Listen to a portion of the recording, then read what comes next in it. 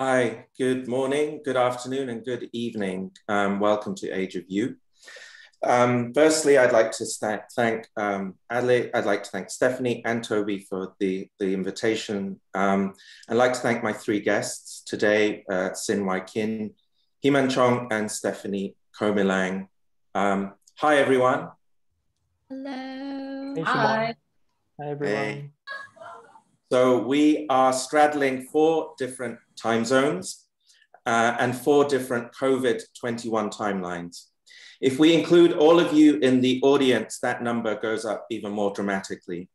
This strange feeling of being united by a planetary event while at the same time being on different timelines is a hallmark of Age of You.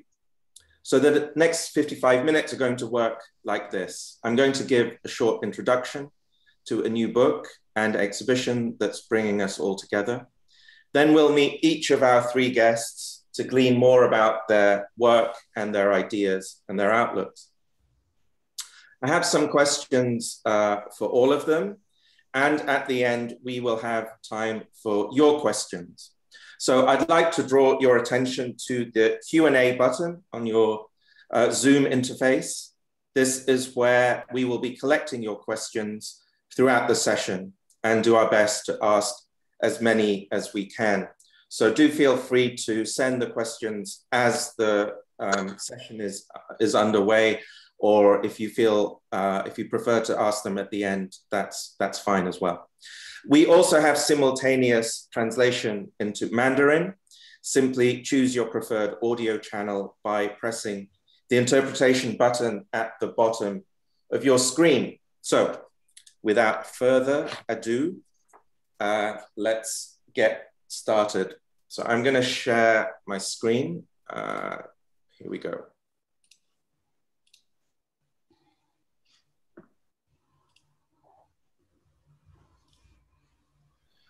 Okay, so in 2015, Douglas Coupland, Ulrich, Obrist, and I, with the graphic designer Wayne Daly, produced this book.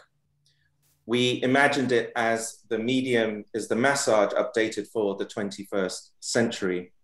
For the Age of Earthquakes, we invited 35 artists to provide imagery and assembled a black and white paperback wired for eyes and fingers accustomed to swiping or scrolling.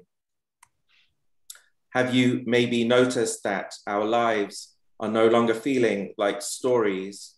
Our lives are becoming a lineup of tasks. Our sense of time is beginning to shrink. So what is the extreme present? This is the realization that the causes of the modern condition are not going away. The forces driving the current world will only accelerate. What is proceleration? Proceleration is the acceleration of acceleration. Now, what the pandemic is doing is it's procelerating the future into our present at the same time. Now, the sum of these sensations is something I call change vertigo, that unsettling sense of drag where the future arrives at a faster pace than our psychological, emotional, and political capabilities can cope with.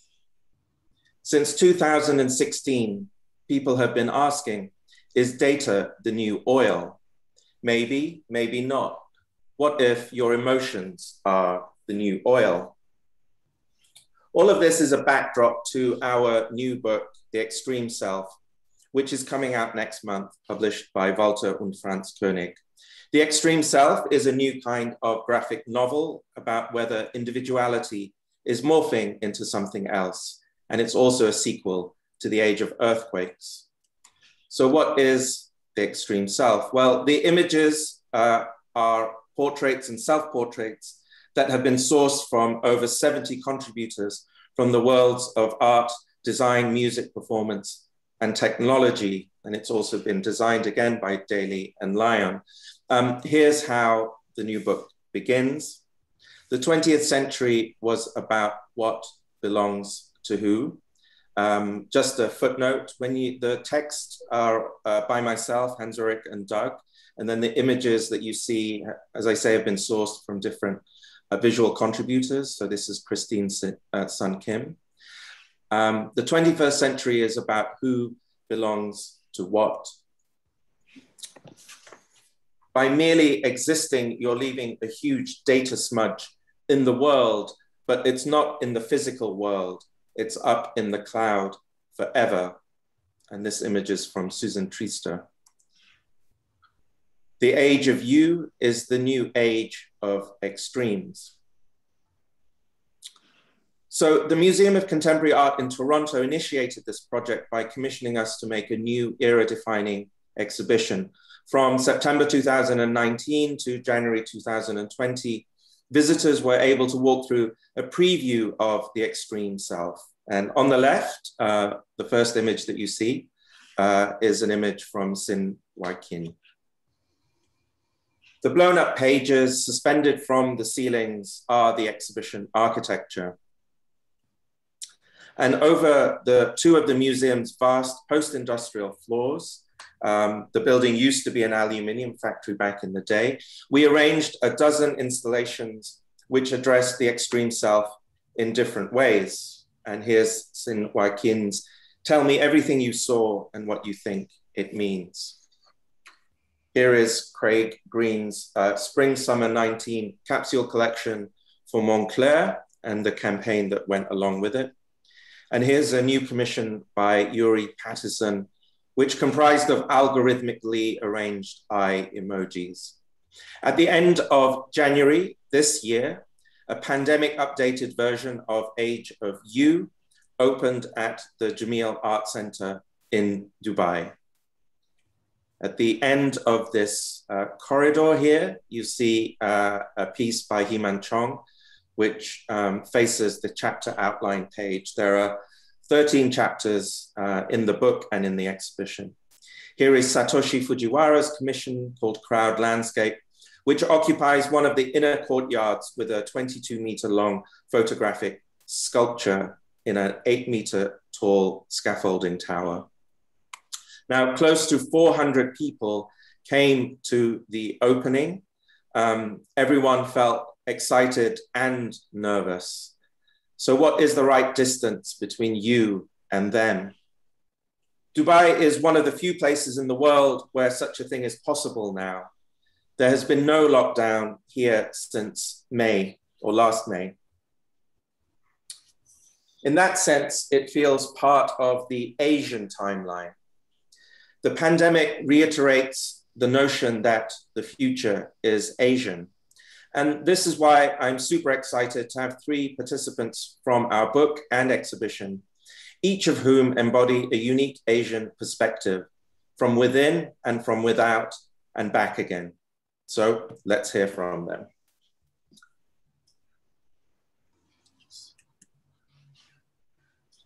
Just gonna stop sharing.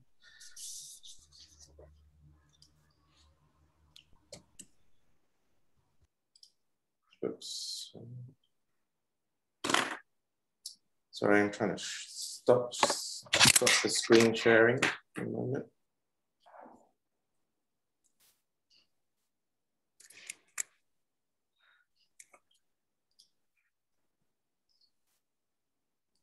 I think it stopped. I can't see. Has it stopped? Okay, great. Thanks. Yeah, it stopped. Wonderful. So we're going to start with Wai Kin, formerly known as Victoria Sin. Hi, Wai Kin. Hello, Shumon. Thank you for having me. Tell us where you are and how is the mood today? So I am currently in London. It's about 10:45 a.m. And the moods, I don't know, it's hard to describe. Things are just kind of starting to open up. You know, shops and hairdressers and everything opened on the 12th.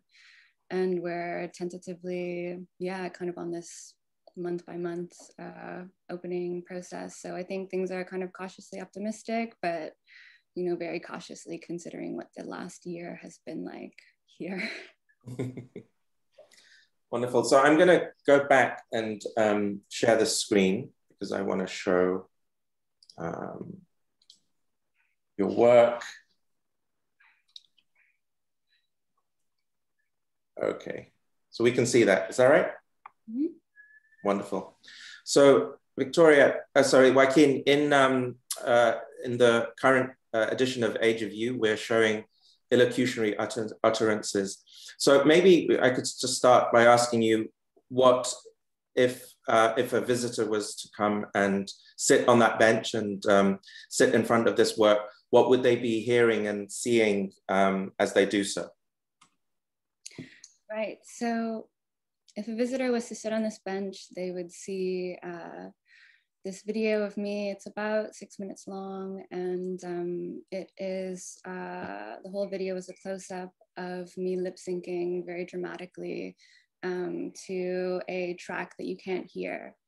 And the sound that is on top of the video is a piece of writing, as well as a soundtrack by Shai Wan, who, and the soundtrack, the writing is about illocutionary utterances. It's about speech acts. It's about how language acts on us and how we can kind of shape language in turn, how language shapes us, and how when we become aware of the ways that language shape us, we can then also shape our experience.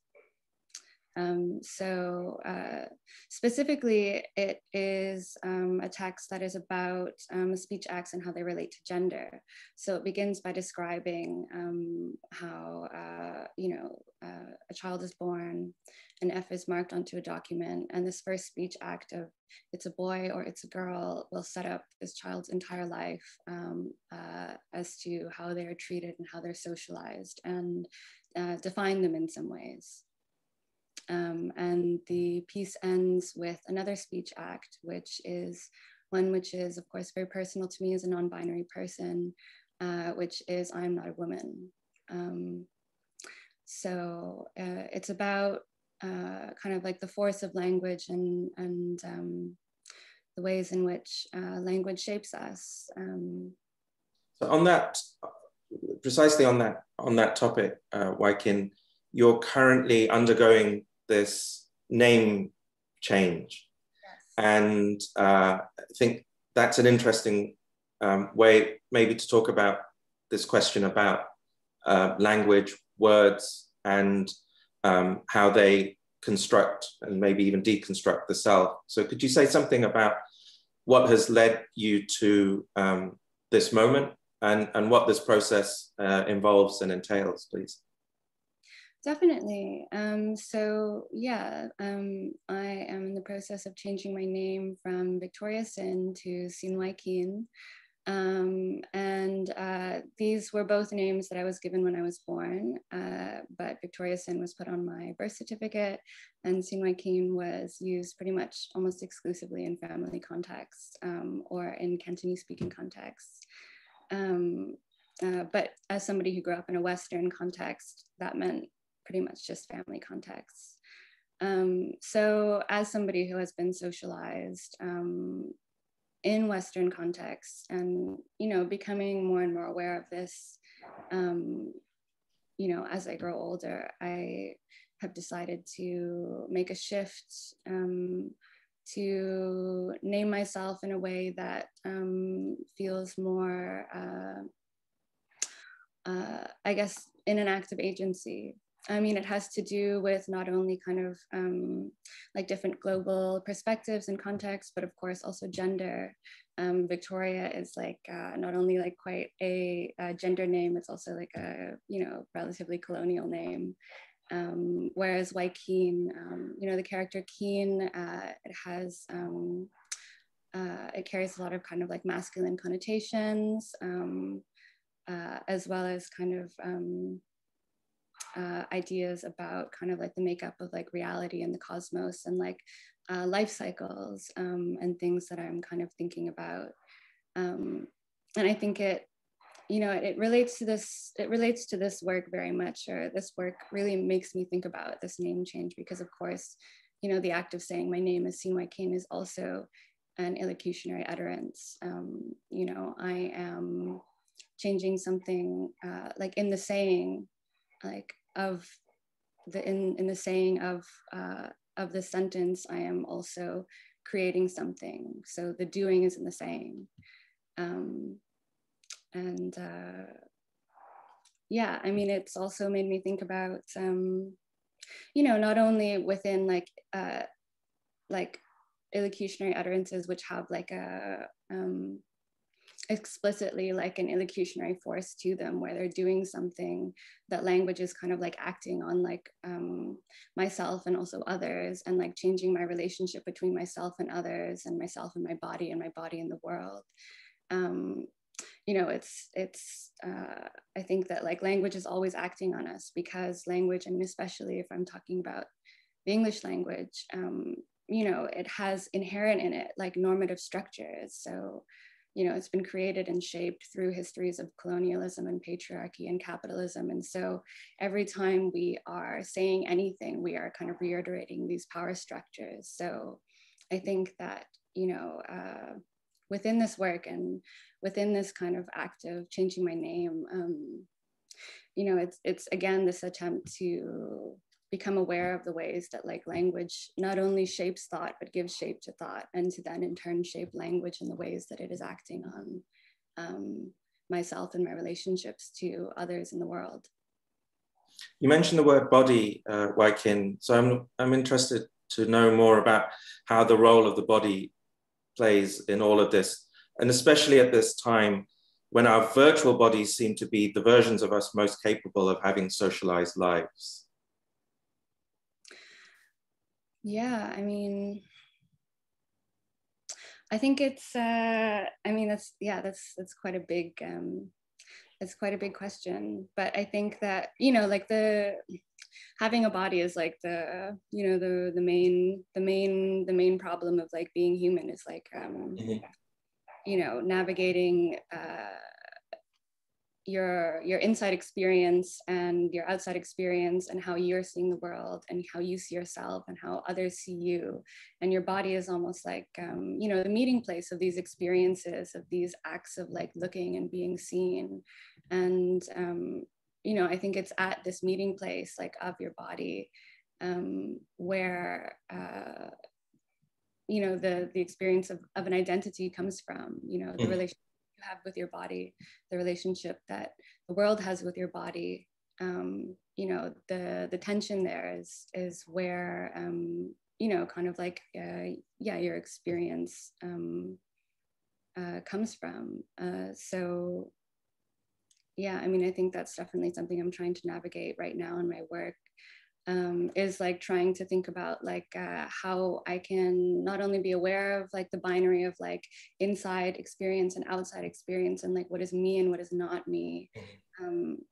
And that's, you know, moving past also like that within that is like other binaries of like, you know, male and female, and like masculine and feminine, and self and other, and like even life and death and dreaming and waking, like all of these binaries, you know, are like deeply intertwined, and are things that I think come out of like a primary binary of like that comes out of your body and your experience of like, yeah, what is like you and not you. So I just wanted to,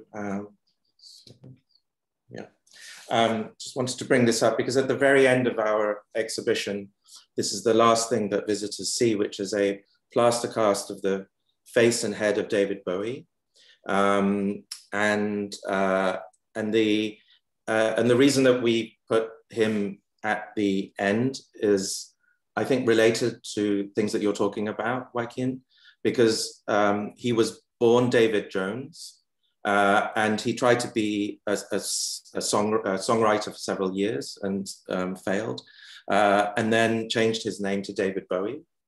And then from David Bowie, he invented the character Ziggy Stardust. And that's really when his meteoric and history-changing persona and impact began. And so it's this notion of that sometimes in order to become the maximum version of yourself, you have to invent a character, but maybe that character has to invent another character.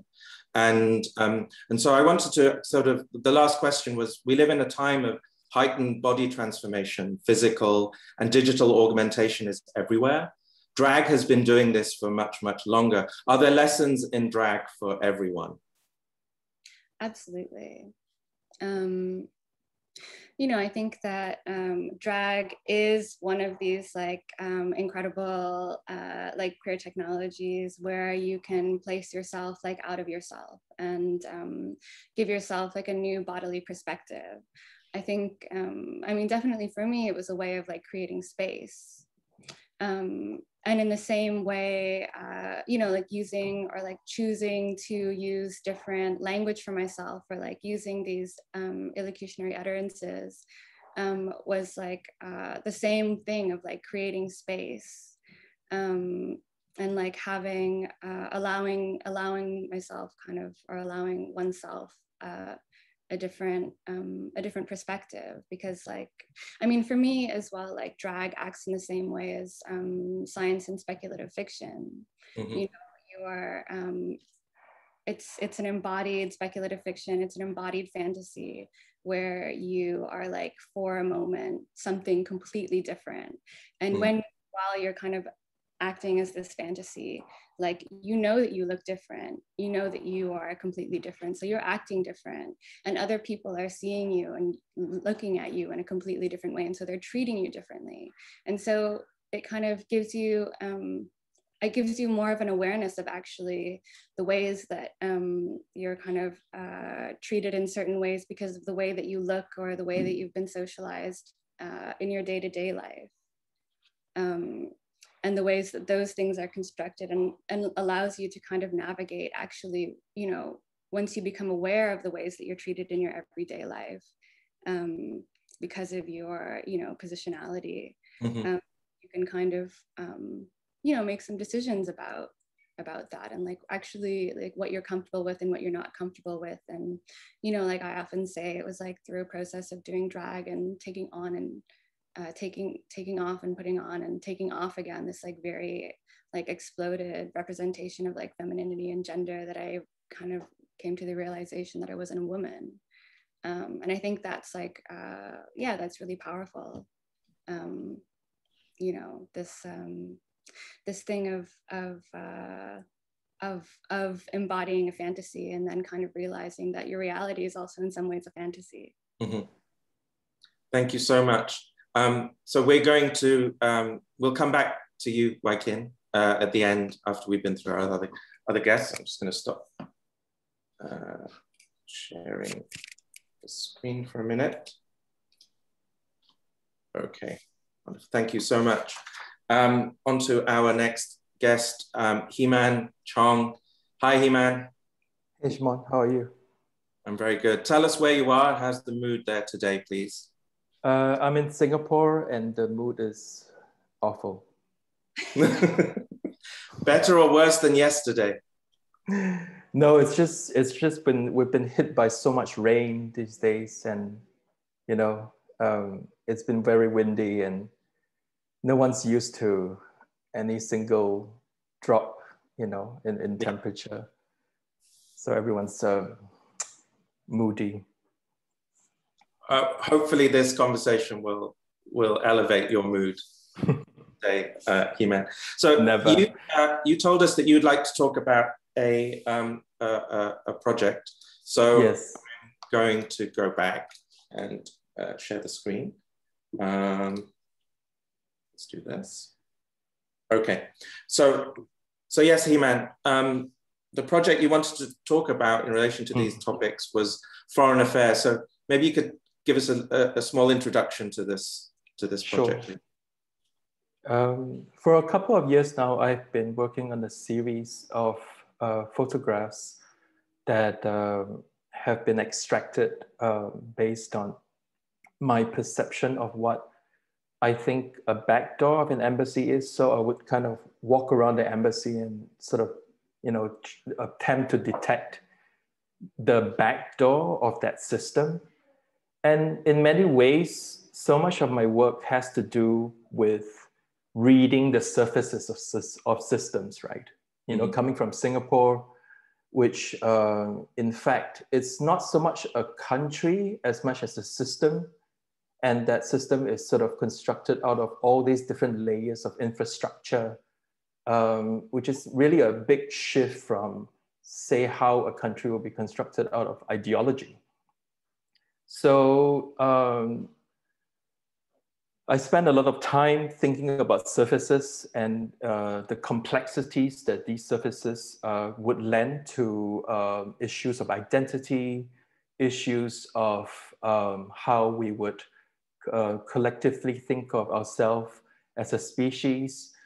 And with regards to this series, Foreign Affairs, I think, like, I'm literally invested in thinking about the idea of the back door, right? Because so much of how we navigate the world today is really through these different slippages that we can sort of fall into and across, especially coming from a very authoritarian sort of system like Singapore. I feel like there's so much that is navigated through cracks and little crevices.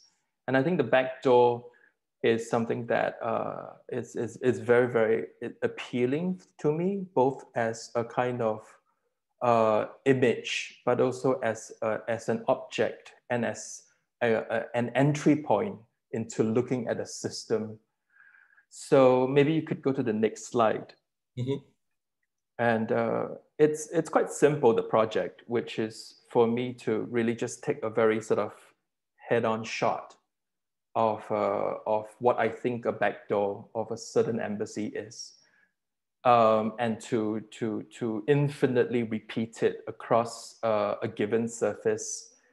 And I've done that on sort of panels, which sort of look like portals. And I've also done them on curtains, which I think is a very interesting surface for this motif to be repeated over and over again, simply because the curtain itself is also a kind of object that covers and conceals and wraps around things. And as much as we would like to sort of negotiate transparency in our everyday lives and in our how we sort of engage with politics, so much of it is actually buried and veiled under all these different layers of infrastructure and systems and codes. And I think for me, it's really a way of literally like looking at the surface of the back door that's very interesting, as a kind of meditation upon how, so much of the notion of self is informed by the systems around us. And so much of that is then somehow placed around a kind of an assumed collectivity, like nations, for example, So I think that it's a project that it has sort of consumed my attention for a very long time, and I photographed about 350 embassies so far, and I'm sure I'm on like every single file of every Ministry of Foreign Affairs in every country, and yeah, it's just a very fascinating sort of architectural detail for me to think through, when it comes to thinking about infrastructure and systems, and ultimately identity.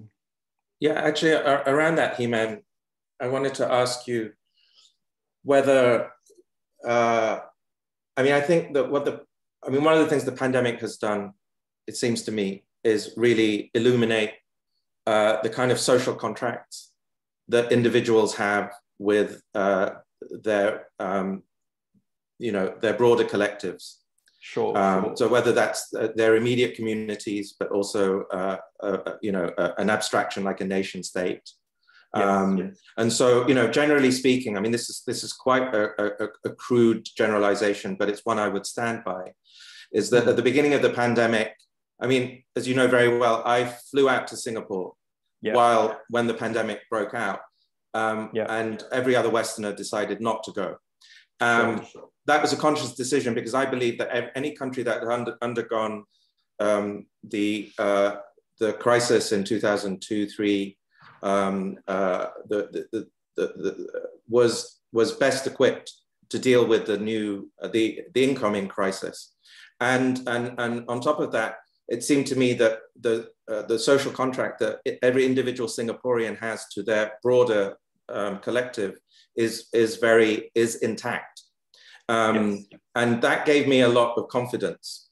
And then we've seen other countries where where individualism is actually a form of hyper-individualism, where what seems to matter more is what I want to do or I don't want to do.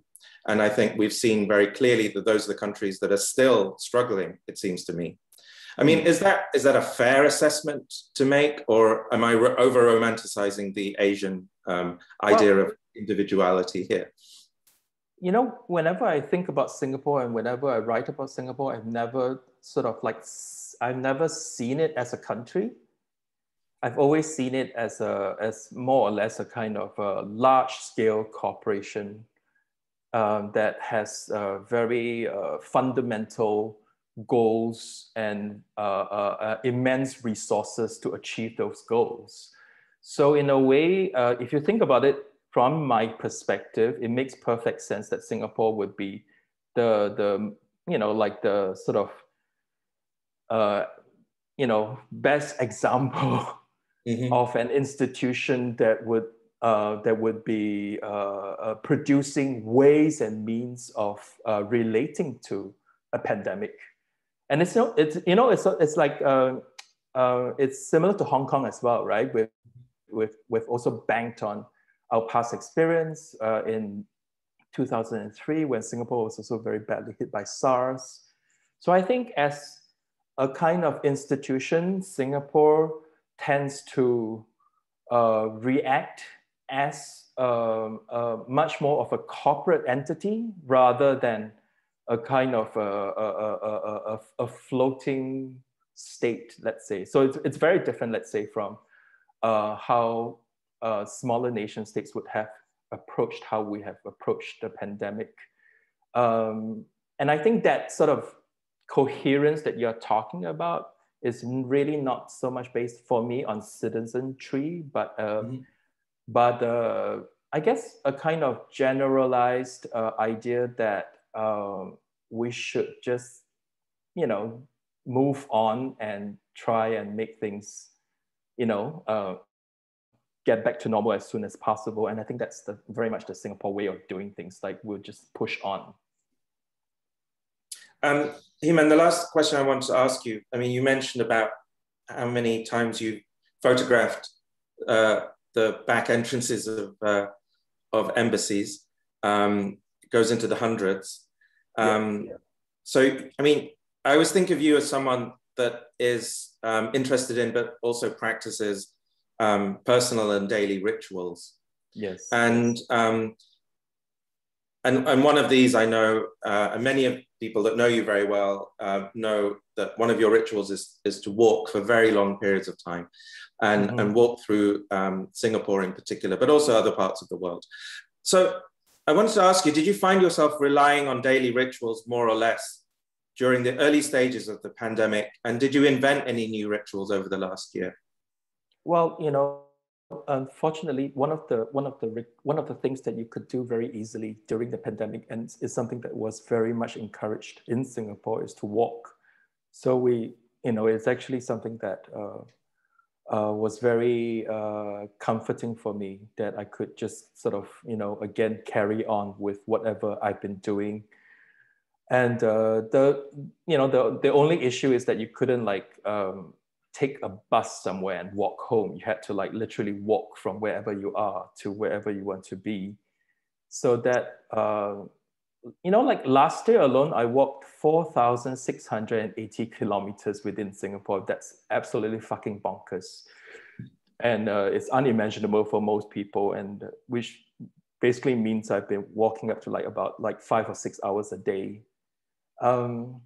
it's sort of stopped being a ritual for me as much as being a kind of how should I put it, a very concrete part of my life, I guess, you know. So I don't really think about it as much as I'm just doing it.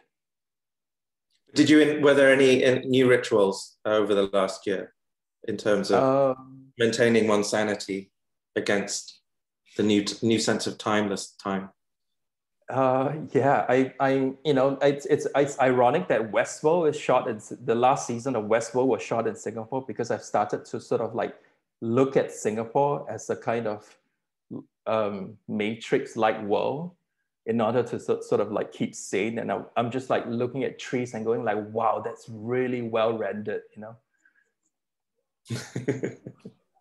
Fantastic. Heman, thank you so much. You're welcome. We'll come back to you in the conversation at the end. And so over to our last guest, Stephanie Comilang. Hi, Stephanie. Hi, how's it going? Hey. Hi. Tell us where you are and how is the mood today? I'm in Berlin, and I woke up to news that, yeah, I was telling you earlier that Merkel wanted to kind of gain control and pass a law where she had sort of rule over the pandemic and rules over what you could do. And so that is going forward. So we're just waiting for what will happen. So there might be new curfews and a very strict lockdown that Berlin, Germany hasn't ever had. So that's a little bit of a downer, I would say. Yeah. Yeah. Well, so I'm also going to share the screen again, just to show a few images. Yeah, I just wanted to start here. So this is an image from Age of You, the Toronto edition. And on the right is one of Stephanie's images in a chapter of ours called Inner Revolution. And this still has been taken from a film of yours, Stephanie, called, forgive my terrible pronunciation, but Lumapit Wai Kin, Come to Me, Paradise. And this has been on show very recently in a exhibition called Float at Abu Dhabi's Warehouse 421. I think it just came down very, very recently. So perhaps we could start by you telling us a little bit what this film is about, but also importantly, how it tells its story, because I think that's such an integral part to what the film is doing. Thank you. Sure. Yes, so I kind of put it in the both genres of science fiction and documentary when I try and describe this work. For me, I was trying to decide how to talk about it, and these were the only two genres that I could think of. And I know that they're opposing genres, but they work well in parallel to what I'm trying to say here. So this is a science fiction documentary about Filipino domestic workers in Hong Kong, which is told from the perspective of a spirit or a ghost played by a drone.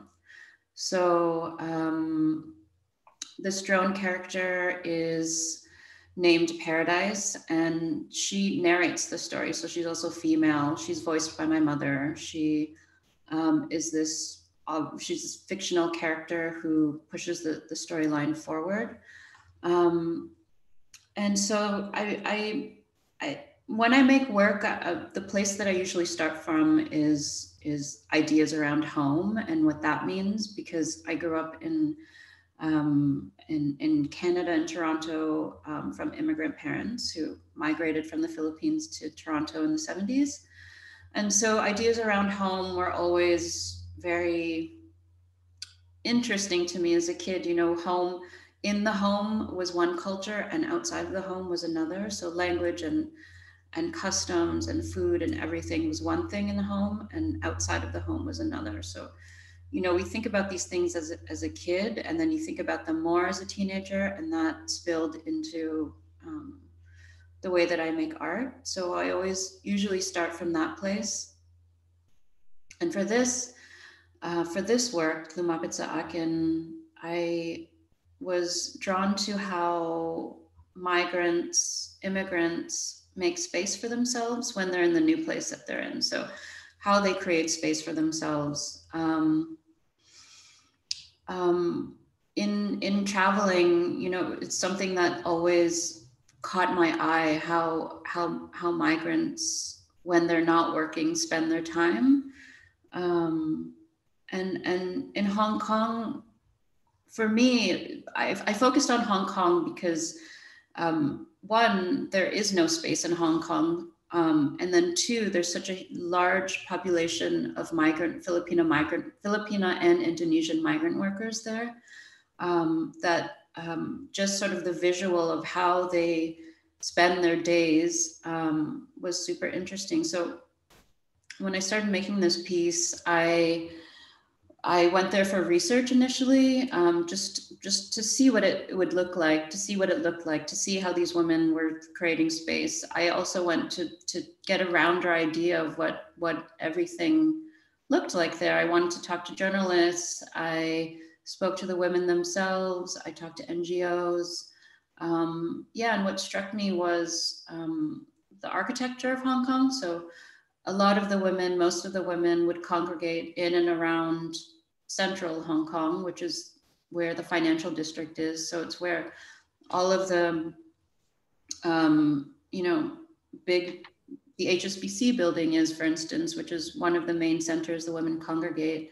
And then Hong Kong, of course, is built on all of these different levels because you can't just use the ground level because that's not enough space. So it's built sort of in this sort of tier system, and all of these walkways are covered, and you know the buildings are built on stilts to for feng shui. So the women had all of these spaces to use on their days off. So, and also what's interesting to know about Hong Kong is that, and why it's so sort of atypical in this formation, is that one, the women must by law live with their employers. So that creates some strange way for them to, because on their days off, they of course don't want to stay home where they work. They want to leave their homes. So they have to leave their homes in order to find some sort of private space. And in this sort of public space that they're trying to create into domestic private spaces, they also build up their own architecture made out of cardboard. It's a really interesting dynamic of the women sort of congregating in spaces that are used for finance, and then creating their own domestic space, temporary domestic spaces out of cardboard and string. And so, yeah, so in the film, it follows the story of 3 domestic workers, 3 women that I met.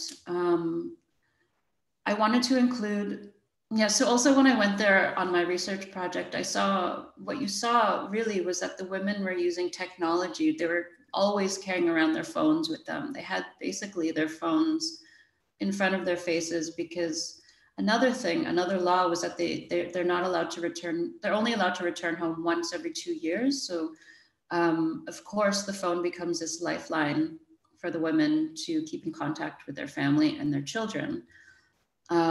So in the film, as you see in this film still here at the bottom right corner, Lyra is holding her phone in front of her. That's obviously staged. But this is something that I really wanted to include. So the storyline in the film is that, a fictional storyline is that this character of Paradise is summoned to the women, and the character is only summoned when the women are together en masse as a community. Somehow they're drawn together that way. They're able to find each other. Another way to summon the character of Paradise is to hold their phone in front of their faces and chant, "Come to me, Paradise."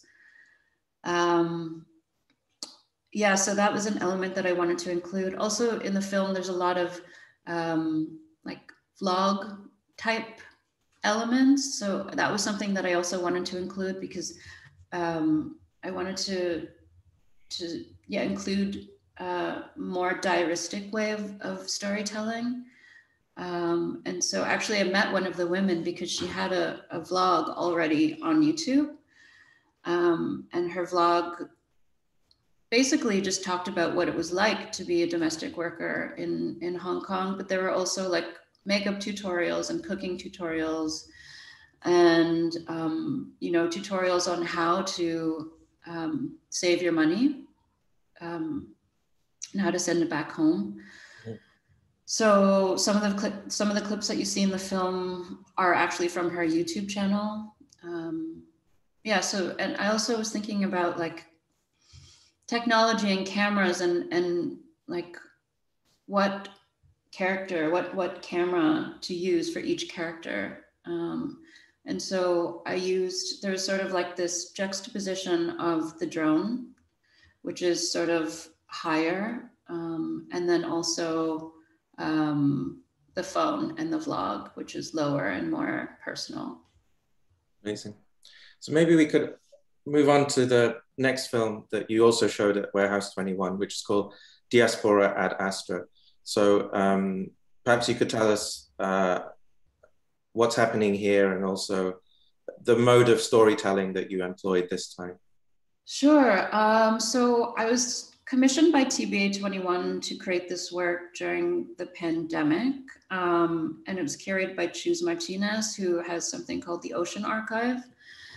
And so in May last year, I was looking at the news and I became so fixated on stories of seafarers who were stuck on their ships because of the pandemic. They weren't allowed to return home. They were stuck in their own ports, in their own ports, and they could see their homes in front of them, but they couldn't return to them, which was, yeah, that really hit me. So I imagined this story from this fictionalized seafarer talking about what that must be like. Yeah, again, it's told from this fictionalized perspective, just imagining the story of not being able to return home. Mm-hmm. Stop sharing for that moment. And yeah, my last question there, Stephanie, is about when I watched both of these films, and made me think about a kind of concern that you have with kinds of invisible distance and labor that make globalization feasible, possible. And like you said, for a moment, the pandemic made this invisibility really viscerally visible. All the ships were stuck at sea and the planes were all grounded. You know, this kind of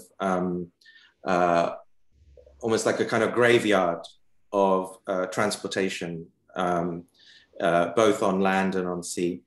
And I was just sort of wondering whether you think one of our sort of political powers is to be able to render the invisible visible.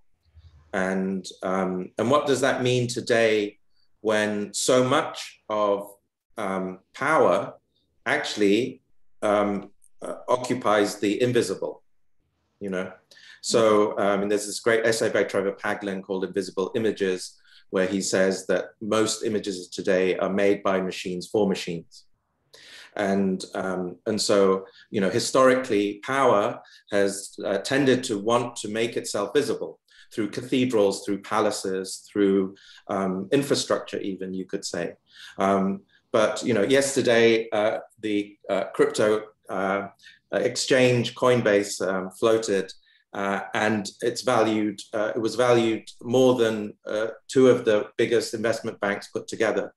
And crypto is essentially invisible and distributed and decentralized. So I was sort of interested whether you could say something about this thing about invisibility and visibility, because that's something I feel happens in your work.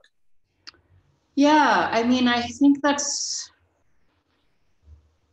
it is definitely central to how I look at things. I think for me, it's important to show a multi-perspectival way of looking at things.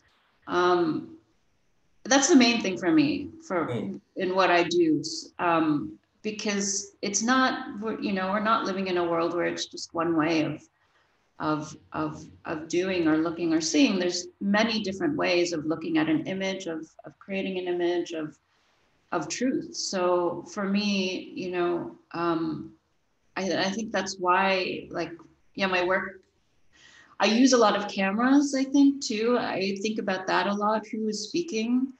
How can you change the perspective? How can you put a truth on top of another truth on top of another truth? Because it's not as easy as just one way of looking.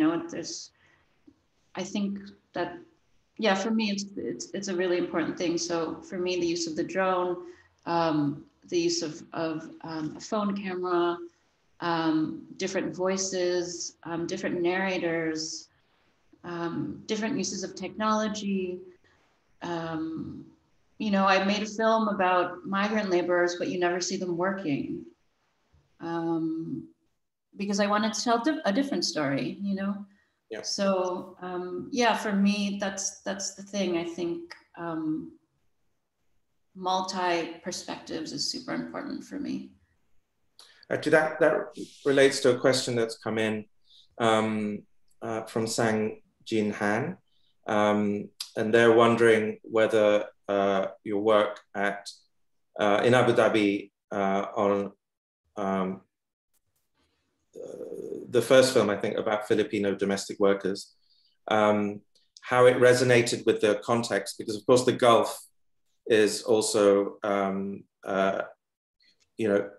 highly populated by migrant workers from everywhere, but particularly when it comes to domestic work from the Filipino community.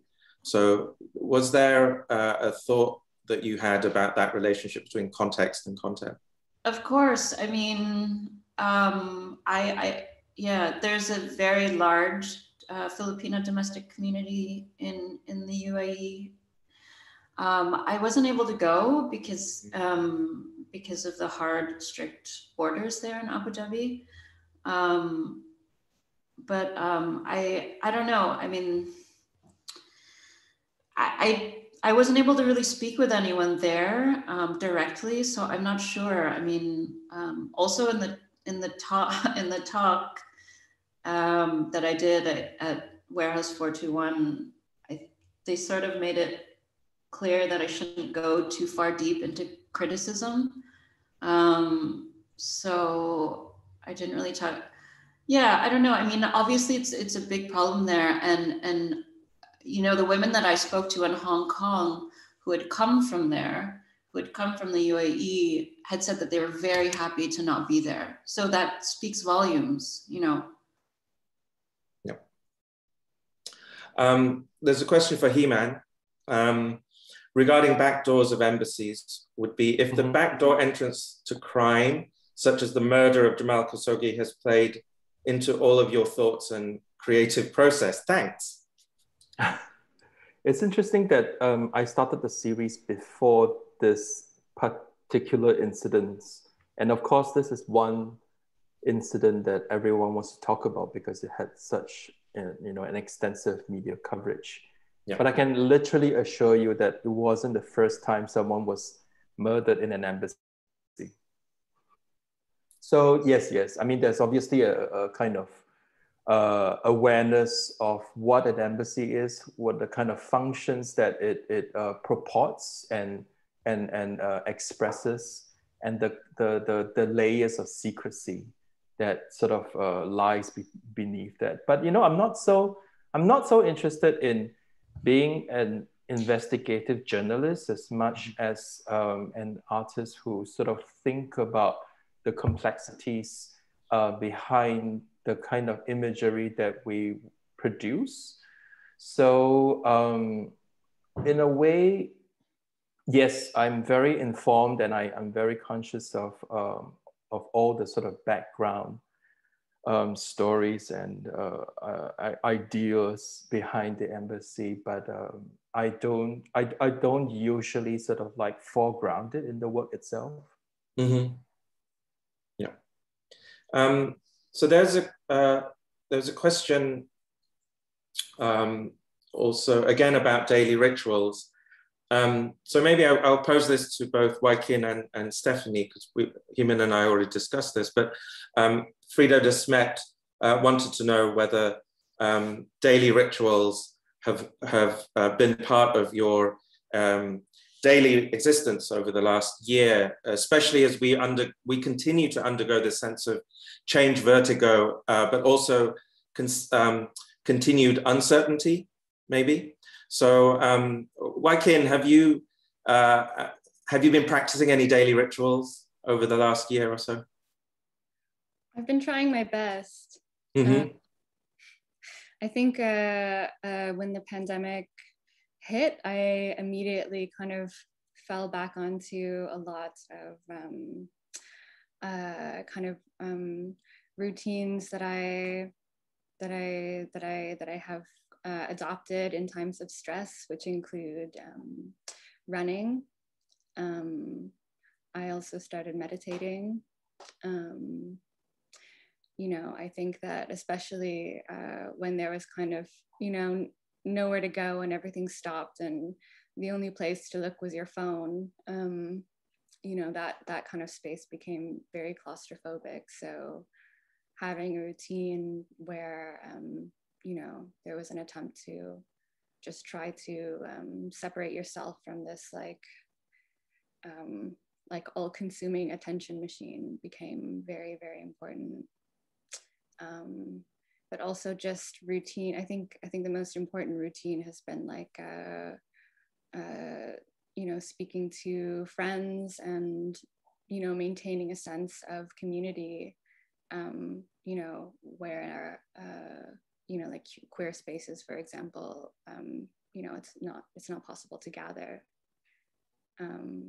So yeah, I mean, definitely, I'm not sure if I've been like, as dedicated as Heman in my daily rituals. You haven't walked 5,000 kilometers. You haven't run 5,000 kilometers. You got some catching up. Bonkers. That's absolute bonkers. So yeah, I have not walked 6 hours a day, but no. I'm doing my best. Stephanie, have you discovered any daily rituals in the last year? Actually, I have started walking, but not as extensively.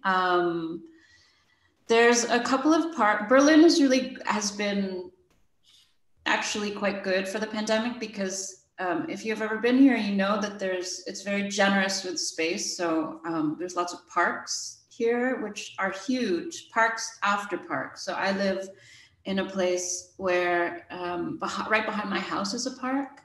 And the parks in Berlin are great because like people really use them.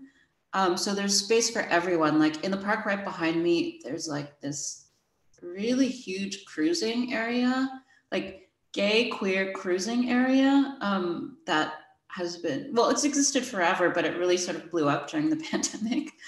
And then there's like, you know, there's like a place where like the hippies go to dance. And then there's also a place for like the Turkish men. The Turkish men like chain up their plastic chairs to the tree so that no one will take them. And then when they want to use them, they unlock them and just like sit there in the park, which is really great, and grill, and you're not allowed to. And then there's like, yeah, kids, families. There's a dog park. And then behind that is Tempelhof, which is the old Nazi airport, which is huge, which they've turned into a public park. So that's another huge park, which is within walking distance from my house. So that's been something I've been doing, one, for exercise, two, to like not be in the same space as like my partner and his kid all the time, every day. So yeah, so for sanity, it's been good. Open spaces, yeah. Actually, one of my favorite quasi-dystopian things to do is jogging on the runway at Tempelhof Airport. Oh Yeah. So it's amazing. just one of the most extraordinary experiences. Yes. Amazing. It's also amazing that the city turned it into that, because they could have easily just made it built houses. Yeah. It's true. If it's in Singapore, it'll be like instant, like 50 condos. Yeah. It's really wonderful, actually. There's so much space. You don't feel closed in. It's almost like going to a body of water, because there's so much space. You see really clearly. So it's been good for that. Did you hear this rumor that they couldn't build on it because there's like 9 floors of basement under Tempelhof? Oh, I didn't know that. Yeah. It's like, bag high. So we have a few more questions, but I've taken a few questions from our new book, actually, from the Extreme South. So this goes to all of you. Have any of you ever wanted a clone? Heman, have you ever wanted a clone? Absolutely not. No? Stephanie, you nodded. Yes, it's mostly because when I felt like when I needed to be in more than one place, that's when it would have helped. Yeah, I'm totally pro clone. Wai Kin? I think you are your own clone. Actually, I think you figured it out. That's how you do it. Yeah, there are many versions existing inside one body, but I think in the same vein as Stephanie, I just when I need to be many places or when I have so much to do, but also I think absolutely not. Look, Shumon, I don't want a clone. I want someone who can do the things I can't do.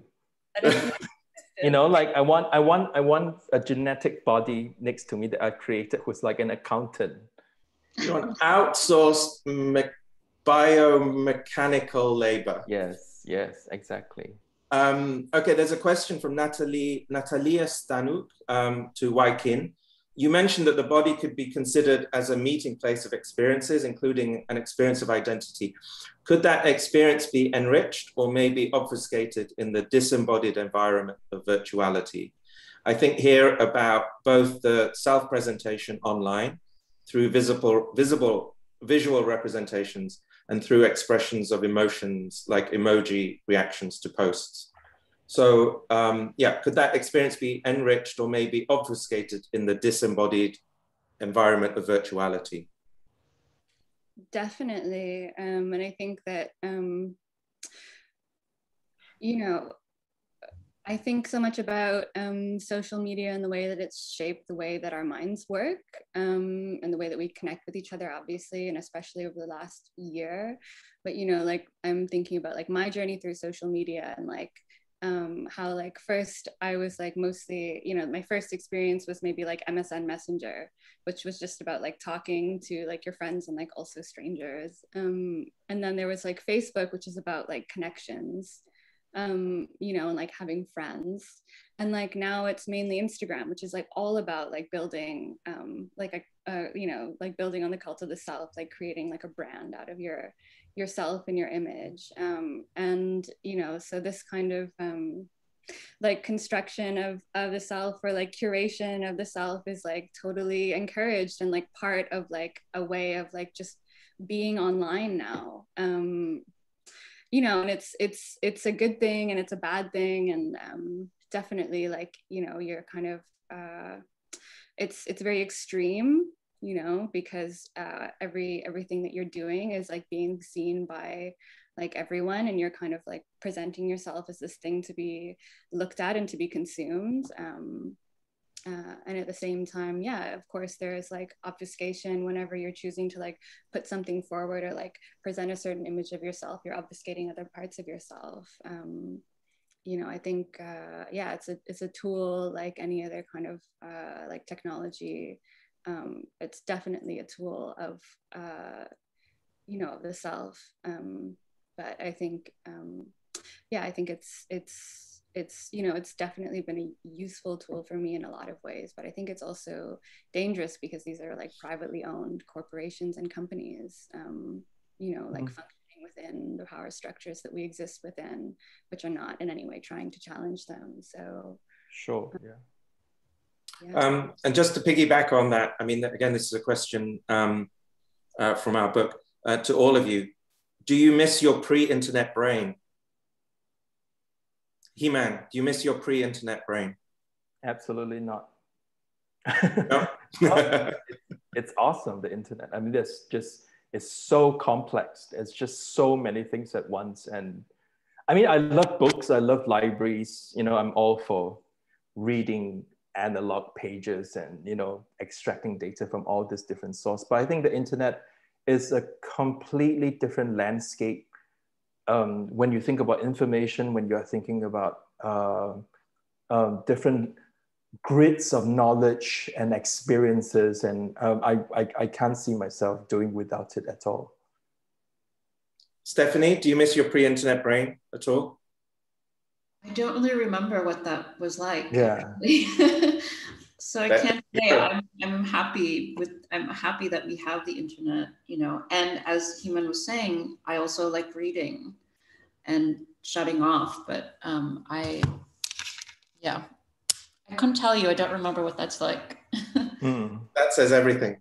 Well, I have zero capacity to read like anything long anymore, so I miss that. I can't read. I can only read very short novels. Don't put Infinite Jest in front of me.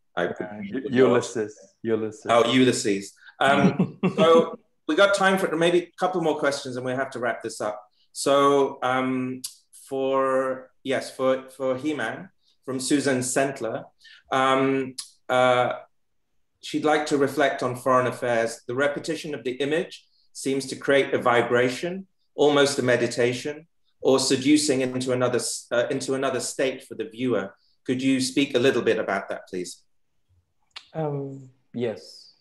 I I use a lot of repetition in my work because simply it relates to the idea of the pre-internet brain, that we could have this capacity to like look at a painting for like 2.5 minutes, and today we look at a painting for like 15 seconds or something. Less. Apparently it's 7 seconds. Yes. 7 So seconds.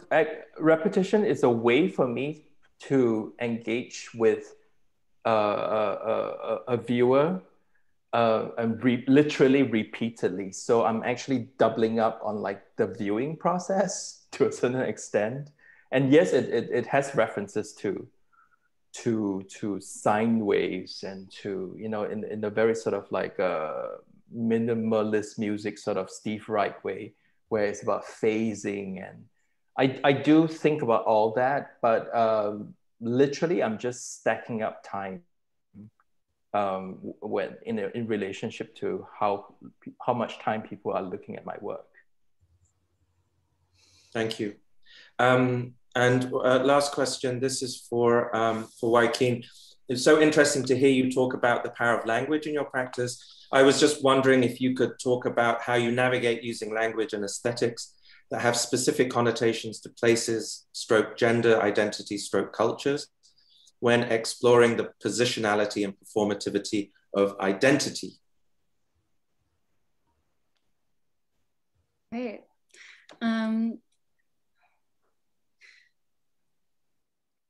Yeah, I mean, I think like playing with language and how it relates to identity and positionality, like, you know, it comes with first like having to have an awareness of like how these things are acting on each other and how these things you know, create each other as well. I think for me, actually, like my first awareness of like how language was acting on me came after reading the book Babel 17 by Samuel Delaney. which is a science fiction about a linguist who like in the kind of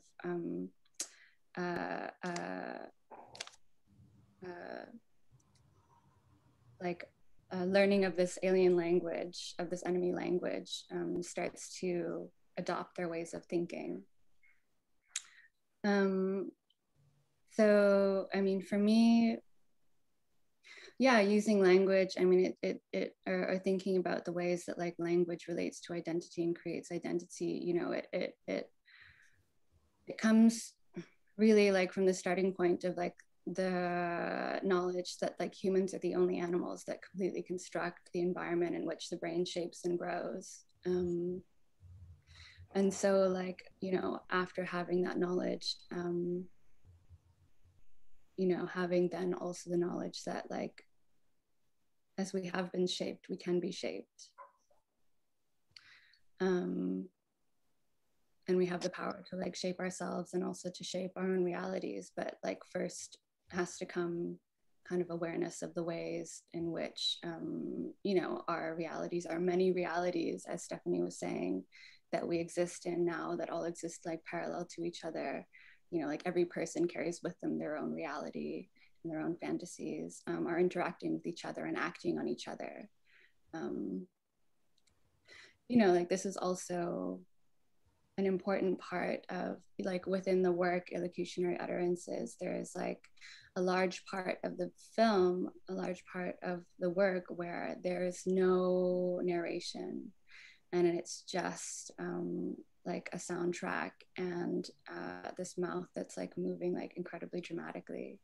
And like this is also to highlight the ways that like, you know, there are speech acts that like carry like illocutionary force like in them.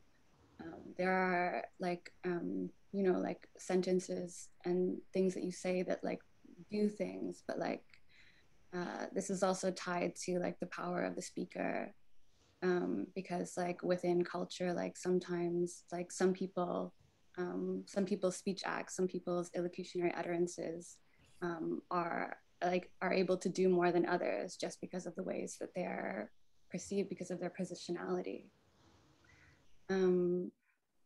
That's great. Thank you. Thank you. I'm going to have to kind of wrap things up because we're running out of time now. I have the last question for all of you. If you were given the opportunity to upload yourself to a future body that could live forever, would you? Stephanie, how do you feel about immortality? Until you said the live forever, I was for it. But the living forever scares me. Yeah. I don't know. Living forever just seems, it's so abstract. Like your brain. I mean, I was just thinking about vampires, and they always say that they don't want to live forever, so I trust them. Heman, should you live forever? I do want to upload my consciousness onto maybe not necessarily a body, but like a thing that could exist in the future. But I would like to have the option to terminate myself. I could like to terminate that consciousness. Yeah, I could like pull the plug anytime, you know. Wai Kin, transhumanist Wai Kin, yes or no? You know, like I think in the same way I would like to be able to like make sure that maybe like this life is long enough, but I'm also excited to see like what happens afterwards. You know, I've been thinking so much about like the experience of having a body as like a dream of the universe of like individuality. So I'm thinking like yeah, I'm ready for the end of this cycle, or I hope to be ready for the end of this cycle and the beginning of the next, like when that time comes. Well, we're at the end of this session. So I want to thank everyone for joining us, and to those of you who submitted questions. If we didn't manage to get to all of them, apologies, but thank you for sending them. For more information on the upcoming talks for the Art Basel Hong Kong Conversation Program, please visit the events page at artbasel.com. And finally, a huge thanks to all three of you, to Stephanie, Wai Kin, and Heman for joining us today. Wherever you are, whatever time zone, whatever point in the future, whatever body or non-body you possess or don't possess, take care. Thank you and goodbye. Thanks, everyone. Thank you. you. Bye.